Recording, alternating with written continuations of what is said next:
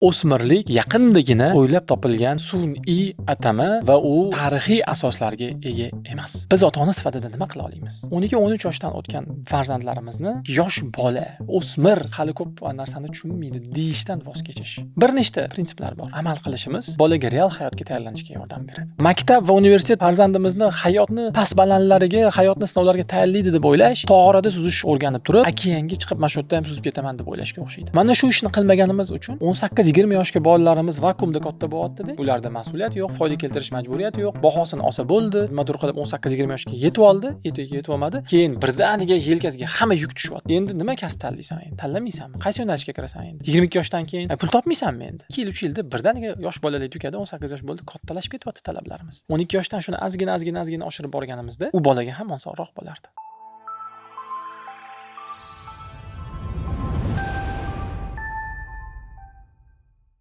Assalomu alaykum. Bugun katta mavzu haqida gaplashamiz. Bu mavzu deyarli hech qayerda gaplashilganini ko'rmadim. Shuning uchun biz gapirishga qaror qildik.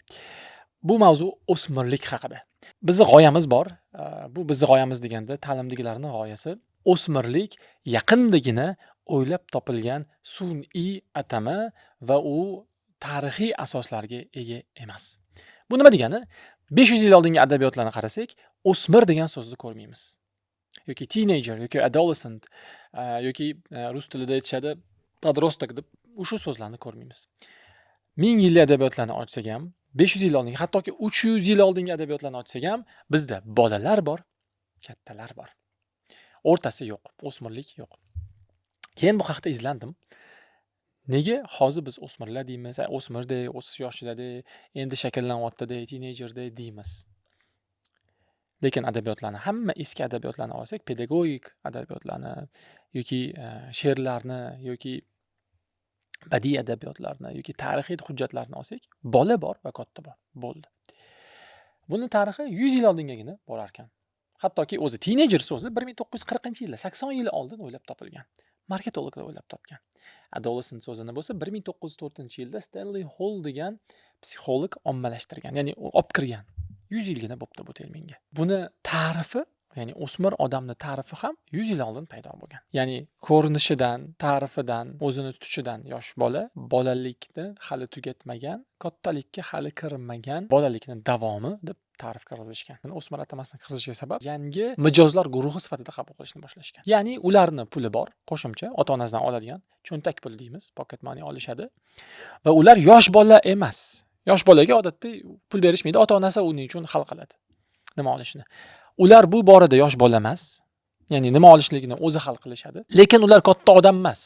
Katta odam emasligi nimada? Ular pulni o'zi ishlab topmaydi. Ya'ni 200 yil oldin ota-onalar bolalarini 12 yoshgacha cho'ntak puli bilan qo'llab-quvvatlagan bo'lsa, sanoatlashish 100 yil oldin, industrializatsiyadan keyin ota-onalar bolalarini cho'ntak puli bilan 18-20 yoshgacha qo'llab-quvvatlashni boshlashgan. Ularni bolalarga qaraganda ko'proq puli bor, lekin u pullarni o'zligi ishlab topishmaydi degan kategoriyani kirgizishgan va ularga moda, texnika, atirlar, ularni o'ziga xos bo'lgan bezaklar, shularni sotishni rejalashtirishgan. Mana shu o'smirlik atamasini tarixi. O'zimizning ajdodlarimizga qarasak ham, Bobur 12 yoshda adashmasam hokim bo'lgan. Andijon hokimi edi.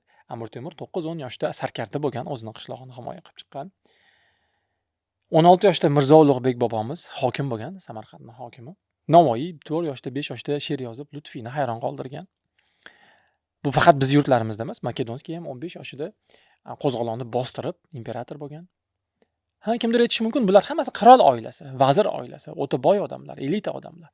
Xo'p, o'shunaqa bo'lsa, hozir elita farzandlari yoki nevaralari, prezident nevaralari 12, 13, 15 yoshda bu ishlarni qilishmayapti-ku. Yana kimdir aytishi mumkin, jamiyat murakkablashib ketdi. Oldin ko'p narsa bilish shart emas edi katta odam bo'lish uchun. 12 yoshli bolaga hayotga kerak hamma narsani o'rgatib olardik. Va u tayyor bo'lardi. 13 yoshdan ana podsho bo'lmaydimi, rahbar bo'lmaydimi, tadbirkor bo'lmaydimi, duradgor bo'lib ketardi.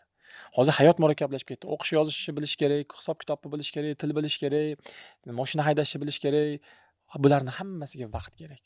Shuning uchun 18-20 yil kutamiz. Tayyor bo'lish uchun deymiz. Bu argumentda ham jon borga tuyuladi. Lekin biz xo'p o'sha 18-20 yoshgacha bola 12 yoshda o'zi biologik jihatdan katta bo'lar ekan, yana 8 yil 6 yil kutyapmiz hayotga tayyorlanish uchun. Lekin o'sha hayotga tayyorlaydigan mexanizmlardan o'tkazyapmizmi? Ya'ni universitet, maktab bolalarni rostdan ham hayotga tayyorlaydimi? U kun bo'yi darsda o'tiradi-ku. 40 daqiqa o'qiydi, 5-10 daqiqa tanaffus oladi, o'rtoqlari bilan gaplashadi, uy vazifalar qiladi. Bu hayotga tayyorlanishmi? Hattoki ishga tayyorlanish ham emas. Universitetni tugatgan bola ham aynan ishxonada eng ko'p kerak bo'ladigan muzokara, odamlarni eshitish, muammolarni yechish, stress vaziyatlardan chiqish uchramaydi-ku o'qish davomida. Ya'ni o'smirlikni kirib kelishi. Ta'lim oldin 12 yoshda tugagan, faqatgina olim bo'ladigan, ya'ni 100 yil, 150 yil oldin ham ta'lim 12-13 yoshda tugagan. Hozir ham emishlarda 7-sinfgacha dars bo'ladi. Undan keyin bola hayotga tayyor. Oldin butun dunyoda shunaqa bo'lgan. Jumladan bizni diyorlarda ham. 12-13 yoshgacha bola maktabda o'qigan, savod chiqargan, hisob-kitobni o'rgangan, jo'grafiyani, tarixni o'qiganda, keyin katta hayotga chiqarib yuborilgan. Savdogarning bolasi savdogar, boyoqchining bolasi boyoqchi, qassobning bolasi qassob bo'lib ketavergan. Faqatgina olimlar 5-10%, fizik olimlar, tarixchi olimlar, adabiyotshunos olimlar, shar'iy olimlar 12 yoshdan keyin ta'lim davom ettirgan, 18, 20, 25 yoshgacha. Shuning uchun ham biz eshitganmiz Buxoriyning hikoyasini, 18 yoshda yurti degan hamma ilmni tugatib bo'lgan. Chunki ilmda ketadigan odam faqat ilmga bag'ishlagan o'zini, ilmda ketmaydigan, hunarda ketadigan, savdoda ketadigan odam 12 yoshda shu anaqaga chiqqan. Biz buni yaqin 80 yil, 100 yil oldinda ham ko'ramiz. Warren Buffett ham, Charlie Munger ham 12-13 yoshdan ishlashni boshlashgan. Tarixdagi eng mashhur investorlar. Demak, nima uchun endi butun dunyo 18-20 yoshgacha bolani xonada, binoda qamab o'shab o'tiribdi? Chunki sanoatlashish boshlandi. Dehqon aholini, chorvador aholini intizomga, tartibga, 9 dan 5 gacha bitta joyda o'tirishga, ommaviy tarzda savodlashtirish boshlandi. Natijada over education, ya'ni ta'limni keragidan ortiqcha berib yuborish bolalarga boshlandi. Va o'zi katta hisoblangan, yoshi katta hisoblangan odamlarni ham biz o'smir deb turib boladek muomala qilishni boshladik. Buni biz endi hozir o'zgartira olmaymiz. Butun dunyo shunga o'tib bo'ldi. 12 yoshdan bolalar bo'ldi, ishlanglar, 13 yoshdan bo'ldi, sizlar endi hayotga tayyorsizlar, tirikchiligini qil 14 yoshli bolaga ayta olmaymiz. Jamiyat shunga moslashdi. Biz endi maktab sifatida yoki o'qituvchi sifatida bo'ldi bor, sen o'qib bo'lding, bundan buyog'iga o'qishing shart emas deya olmaymiz. Butun dunyo shunday ekan, biz ota-ona sifatidagina bunga o'zgartirishlar kiritishimiz mumkin. O'z farzandlarimizgagina, o'z oilamizgagina. Shuning uchun ham biz sizga murojaat qilyapmiz bu video orqali. Maktab ham ko'p narsa qilib berolmaydi. Chunki maktab bu tizimlashgan, yuzlab bolalarni o'qitadigan, o'qituvchilardan iborat jamoa. Har bitta bolaga o'ziga qarab yondasha olmaydi. Hattoki eng qimmat maktablar ham. Hattoki oyiga 20 million so'mlik maktablar ham har bitta bolani yuqori agent qilib tarbiyalab, har bitta bolani katta hayotga tayyorlamaydi. Chunki maktab hayoti xavfsiz qilib qilingan. Birinchi navbatda ota-onalarimiz bizdan va istalgan maktabdan so'ragan narsasi xavfsiz bo'lsin. Begonalar bilan gaplashmasin. Kimdir unga tahdid qilmasin, bullying qilmasin, narsasini o'g'irlab qo'ymasin. Lekin real hayot xavfsiz emas. Bizni aldab ketishadi, bizga xiyonat qilishadi, noto'g'ri maslahatlar berishadi, noto'g'ri narsalar sotishga harakat qilishadi, zararli narsalarga bizga foydali deb ishontirishadi. Shuning uchun ham maktab by design, ya'ni fundamentida real hayotga tayyorlamaydi. Tayyorlayman degan taqdirda ham maktab akademik hayotga tayyorlaydi. Maktab ba'zi odatlarni singdira oladi. Maktab o'tgan safar videoda gaplashdik, albatta shu videoni ko'ring. Kitobga muhabbatli, ilmga muhabbatli qilib bera oladi. Ya'ni maktab asosan axloq tomonlama va ilm tomonlama, akademik tomonlama yaxshi natijalar qilib bera oladi. Lekin real hayotga tayyorlash yo'q. Hayotga hayotni o'zi tayyorlaydi. Maktab va universitet bolani, farzandimizni hayotni past balandlariga, hayotni sinovlarga tayyorlaydi deb o'ylash, tog'orada suzish o'rganib turib, okeanga chiqib, mana shu yerda ham suzib ketaman deb o'ylashga o'xshaydi. Bunaqa bo'lmaydi. U suv bu ham suv, lekin o'tdagi farq bor, o'tda balovlar bor, o'tda to'lqinlar bor, o'tda issiq sovuq bor, o'tda chuqurlik bor, o'tda uzunlik bor. Biz ota-ona sifatida nima qila olamiz? 12-13 yoshdan o'tgan farzandlarimizni yosh bola, o'smir bu hali ko'p narsani tushunmaydi deyishdan voz kechish. Bir nechta prinsiplar bor. Amal qilishimiz bolaga real hayotga tayyorlanishga yordam beradi. Bu prinsiplarni biz adabiyotlardan, tajribamizdan, maktabdagi tajribamiz va katta ustozlarimizdan so'rab tasdiqlatib olganmiz. Eng birinchi va asosiy prinsipimiz bu 12 yoshli, 13 yoshli bolani bo'ldi san kattasan deyishimiz. Va men seni ota-onangman, senga qilayotgan munosabatim, ya'ni bab aytganimga kirasan, bu xuddi rahbar va xodim munosabatiga o'xshaydi. Ya'ni katta odamlar ham o'zini amiriga, rahbariga, boshlig'ini aytganiga kiradi. Umumiy manfaat uchun. Bu yerda ham seni manfaating uchun, meni aytganimga yosh bola bo'lganing uchun emas. Balki umumiy manfaatni men yaxshiroq ko'rganim uchun, tajribam kattaroq bo'lgani uchun aytganimga kirasan. 30 yoshli odam ham, misol uchun biz ham dodamizni yoki ota-onamizni aytganimizga kirishimiz mumkin. Uning uchun yosh bola bo'lishimiz shart emas. Ya'ni aytganimizni qildirish uchungina sen yosh bolasan, hech narsani tushunmaysan deyishimiz shart emas. Yo'q. Ustozlarimizning tavsiyasi, bizning sharqona tarbiyamiz, bola 6 yoshgacha poshsho bo'lsin, mayli, irodasi rivojlansin, uni aytganlari unga zarar bo'lmaydigan bo'lsa, o'rgatib qo'ymaydigan bo'lsa, yomon odatlar bo'lmaydigan bo'lsa, uni aytganlari bajarilishi kerak. Irodasi, xohishlari rivojlanishi uchun. 7 yoshdan 12 yoshgacha bolalar xizmatkordek bo'lsin. Shunda u odobni o'rganadi, xizmatni o'rganadi, tartibni, intizomni o'rganadi. 12 yoshdan keyin bo'lsa o'rtoqdek bo'lsin, do'stdek bo'lsin. Do'stimizni bir narsaga majburlamaymiz-ku. uni aqliga yetamiz. Mana bunaqa qilsang senga yaxshiroq bo'ladi. Mana bunaqa qilsang umumiy hammamizga manfaatli bo'ladi. Ya'ni uni katta odam sifatida ko'rish 12 yoshdan keyin. Ya'ni katta odam sifatida faqatgina bizni tasarrufimizdagi katta odam sifatida. Baribir maslahatlash, mendan so'ra. Yosh bola bo'lganing uchun emas. Balki bu borada men ko'proq yashaganim uchun, ko'proq senga tavsiyalar berganim uchun va men sen tarafda bo'lganim uchun. Natijada bola qaror qabul qilishni o'rganadi. 12 yoshli bola o'zi qaror qabul qilishga qo'yish kerak. Agar siz bu videoni ko'rayotgan bo'lsangiz, demak farzandingiz ta'limiga befarq emassiz. Demak, farzandingiz uchun yaxshi maktab tanlashni ham xohlaysiz. Bundan tashqari ilm olishga urinyapsiz. Demak, maktablarni reklamasiga, ya'ni marketingga ishonib ham maktab tanlab ketmaysiz.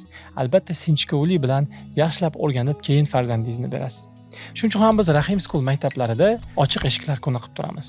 Ochiq eshiklar kuni va bepul kunlarimiz haqida ko'proq ma'lumot olish uchun mana shu video ostidagi havolani ustiga bosing. Bugun uy vazifa qilmayman dedi misol uchun. Nima deyapsan deb turib kaltangni olib, urishib, telefonini olib qo'yib, yosh bolaga qilgan muomalamizni qilishimiz mumkin. Yoki, mayli qani, qamachi, oqibatini ko'ramiz deb o'z holatiga qo'yib berishimiz mumkin. Real hayot shu-ku. Oqibatlarini o'zi ko'radi. Biz aytib qo'yishimiz mumkin. Xo'p, qilmaysan, sinfdan orqada qolib ketasan, 2-3 marta shunaqa qilganingdan keyin mavzularni tushunmaysan, keyin umuman o'qiging kelmay qoladi. Bu fandan natijaga erishmaysan, sen akademiya uchun, ya'ni ilm tomonidan kasb qilishing eshiklari yopiladi. Va uni birinchi zarbasini 2 marta uy vazifa qilmagandan keyin his qiladi. Boradi, qolib ketadi, tushunmaydi, o'zini yomon his qiladi. Katta hayot shu-ku. Ya'ni kechqurun soat 3da, 2da uxlasak, telefon o'ynab, katta odam sifatida, mana shu videoni ko'rayotgan odam sifatida kim bizani urushadi? Hech kim urushmaydi.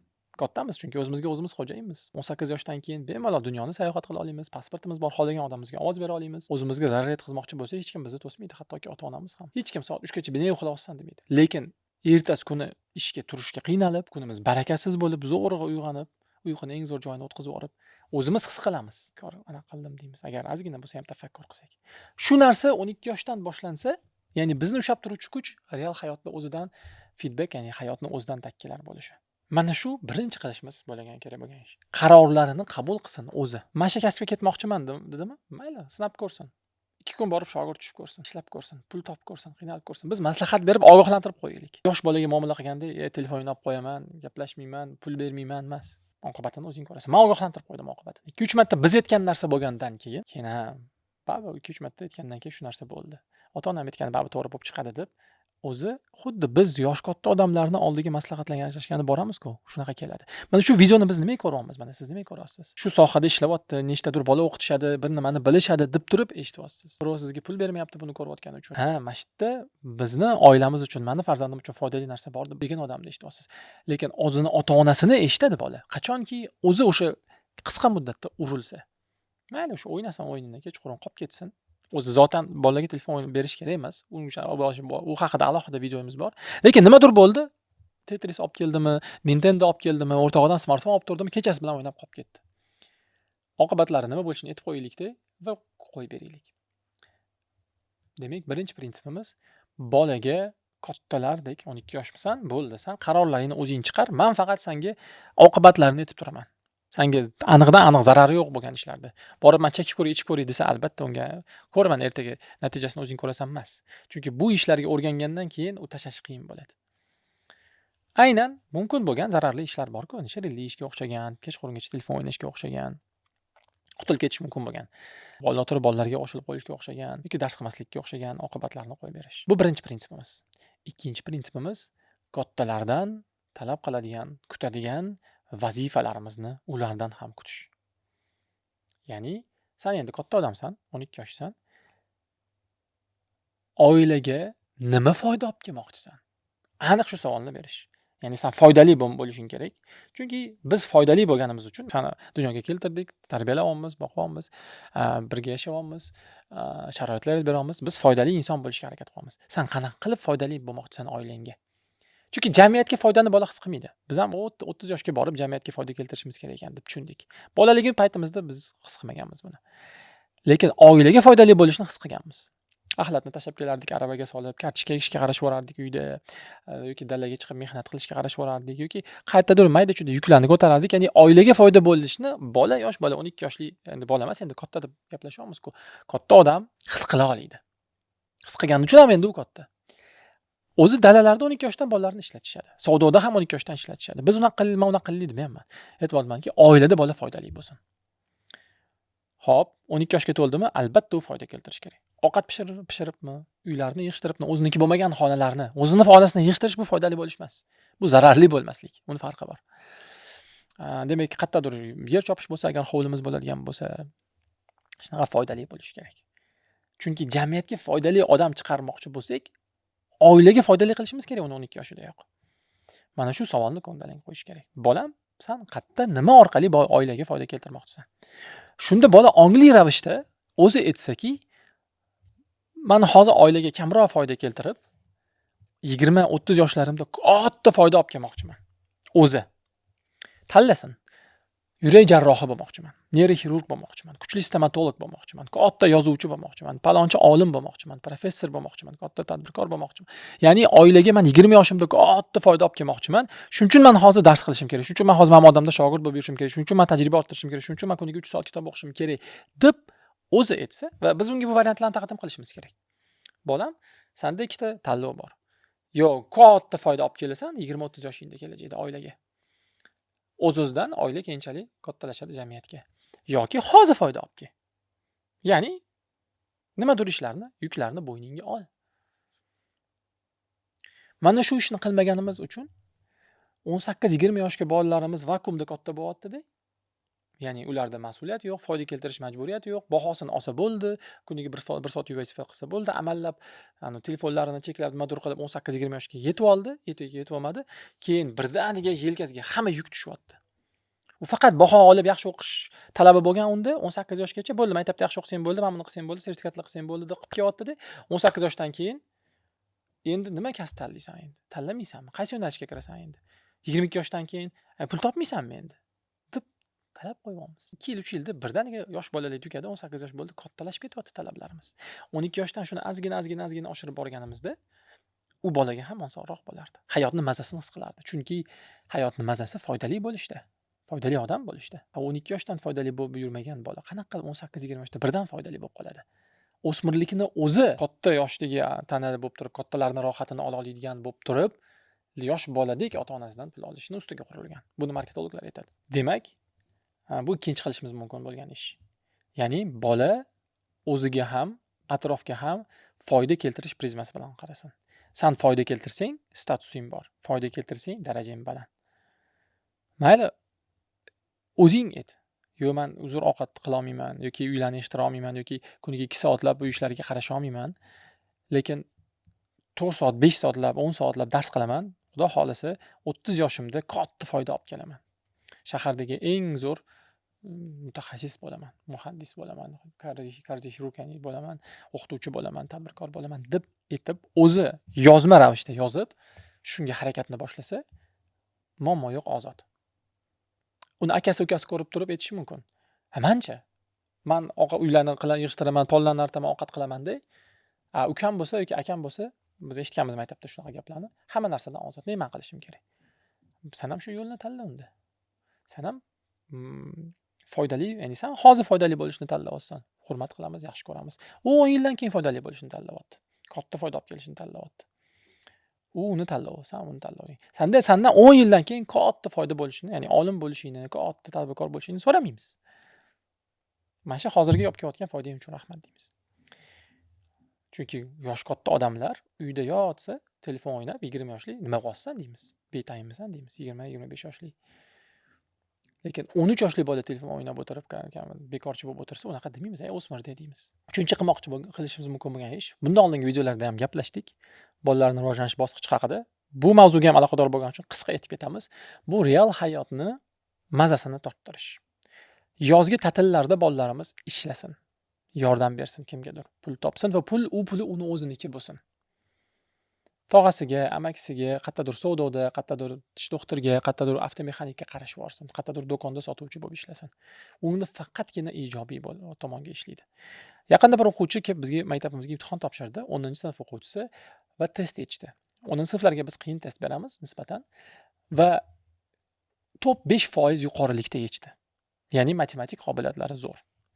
Keyin so'rasam, tort pishirar ekan.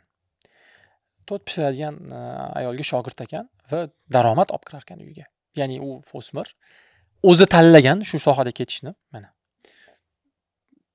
Foydali bo'lyapti oilasiga Va 3-maslahatimizga ham amal qilyapti. Real hayotda ishtirok etyapti. Maktabdan keyin borib, o'sha yerda tort yopib, pishirib sotadi. Eng qizig'i matematikasi ham zo'r. Biz o'ylamaylik, bola pul topishni boshlasa, ishlashni boshlasa, aqliy qobiliyatlari uvol bo'lib ketadi, tushib ketadi deb. Faqat pul topsa shunaqa bo'ladi. Lekin mehnat kerak, nimaga o'qish kerakligini bilish uchun ham. O'qisa shu mehnatida yaxshiroq foyda qilishni o'ylash uchun ham. Va o'zi aqliy mehnat bilan bola 4-5 soatdan ko'p shug'ullana olmaydi. 10 soat dars qilgan odamni 80% natijasi o'sha 4 soatida bo'ladi. Ya'ni qayerdadir miya baribir dam olish kerak. Qayerdadir yordam berish kerak. Biz o'zimiz ham yozda ishlardik. Yoz oylarida 12-13 yoshlarimizda bizni mehnatga qo'yishardi. Pul topardik. Pulimiz bilan pulga 3 narsa sotib olib turib uyga olib kelardik. Aka-uka sifatida ham o'zim ham, ukam ham. Mana shu yoz ta'tillarida ishlardik xolos. Lagerga ham bo'lardik, lekin ish mehnat ham qilardik.